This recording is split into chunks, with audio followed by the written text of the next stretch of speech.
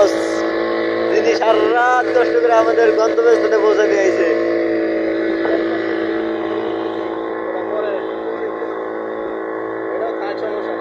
আসসালামু আলাইকুম, আশা করি সবাই ভালো আছেন।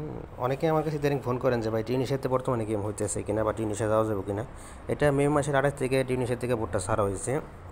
তো ভাই টিউনিশিয়া থেকে গেম কম হয়, আগে থেকে গেম কম হয়। আর আরেকটা ধারণা সবারই আছে যে টিউনিশিয়ার থেকে হয়তো বোর্ড ধরে না, টিউনিশিয়ার থেকেও বোর্ড ধরে, টিউনিশিয়ার কোস্টগার্ডও বোর্ড ধরে।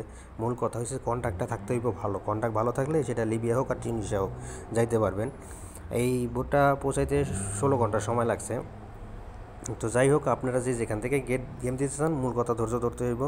আপনার এই গেমের যিনি বোর্ডের যে ক্যাপ্টেন ছিলেন, উনি একজন বাঙালি। উনি প্রায় 6 মাস আগে লিবিয়া থেকে গেছে টিউনিশিয়া গেম দেওয়ার জন্য, আমার সাথে যোগাযোগ করে গেছিলো। তো 6 মাস আগে গেছে, এই গত 28 তারিখে ওনার গেম হয়েছে। ঠিক আছে, তো বুঝেন কতদিন উনি ওইখানে ওয়েট করছে। তো যাই হোক, মূল কথা হচ্ছে কন্ট্যাক্টটা ভালো থাকলে সব জায়গা থেকে গেম ভালো হয়। আলহামদুলিল্লাহ ওনারা ভালোভাবে পৌঁছাইছে। যেখান থেকে গেম দিতে চান অবশ্যই ধৈর্য ধরবেন। আর লিবিয়া টু ইটালির নতুন নতুন গেমের আপডেট পেতে অবশ্যই আমার চ্যানেলটা সাবস্ক্রাইব করে রাখবেন। যারা সাবস্ক্রাইব করেছেন তাদেরকে অসংখ্য ধন্যবাদ।